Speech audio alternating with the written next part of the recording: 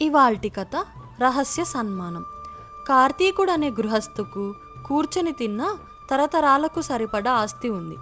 ఆయనకు అనుకూలవతి అయిన భార్య, బుద్ధిమంతురాలు, సమర్థులు అయిన పిల్లలు ఉన్నారు. కార్తీకుడికి ఉన్నట్టుండి 10 మందిలో పెద్ద పేరు తెచ్చుకోవాలని కోరిక పుట్టింది. కవిత్వం చెప్పాలనుకున్నాడు, పాటలు పాడాలనుకున్నాడు, మరెన్నో కళలను నేర్చుకోవాలి అనుకున్నాడు. ఏదీ చేత కాలేదు.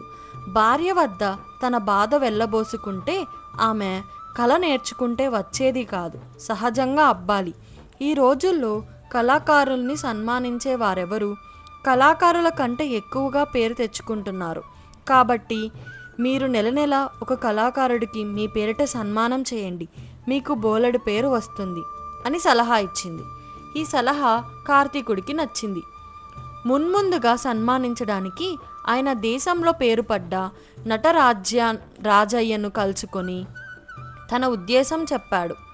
నటరాజయ్య నృత్య విద్యలో సాక్షాత్తు ఆ నటరాజస్వామి అవతారమేనని అంతా అంటారు.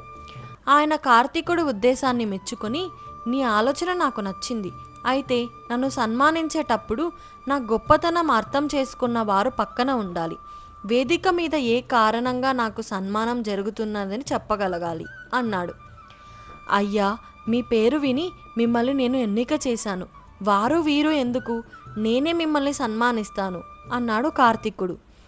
ఇందుకు నటరాజయ్య తల అడ్డంగా ఊపి, నీకు నాట్యం గురించి ఏమీ తెలియదు కాబట్టి నన్ను సన్మానించే అర్హత నీకు లేదు.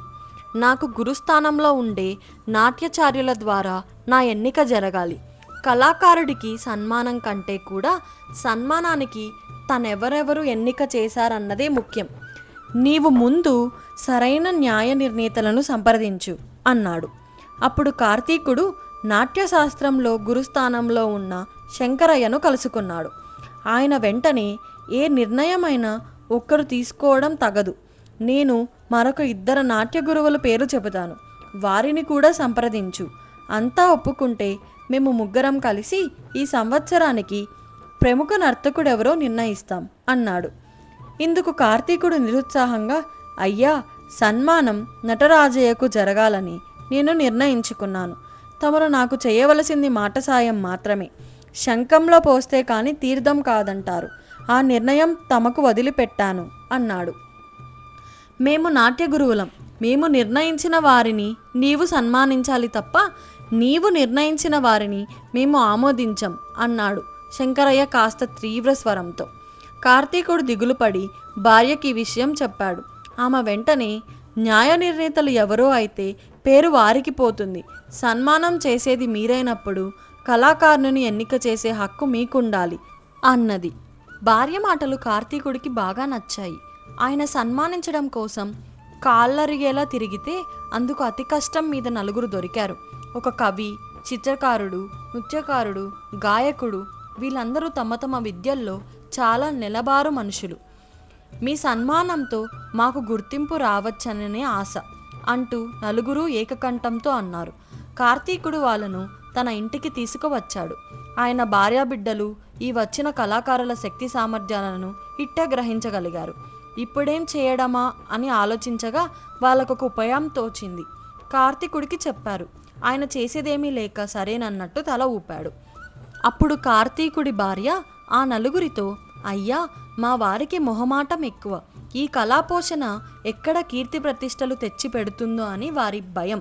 అందుకని నేను మిమ్మల్ని కోరేది ఏమంటే, 4 ముందు మీకు చేసే సన్మానంలో మీకిచ్చేవి 116 వరహాలు. అదే రహస్యంగా ఎవరికీ తెలియకుండా సన్మానం చేయించుకుంటే మీకు 1116 వరహాలు లభిస్తాయి. ఏది మీకిష్టమో తేల్చుకోండి అన్నది. 1116 అనగానే 4 ఆశ పుట్టింది. సన్మానం అంటే సన్మానమే, అది బహిరంగంగా అయితేనేం, రహస్యంగా అయితేనేం అన్నారు వాళ్ళు. ఆ తరువాత కార్తీకుడు భార్య నుంచి డబ్బు తీసుకొని ఆ 4కి 1116 ఇచ్చాడు.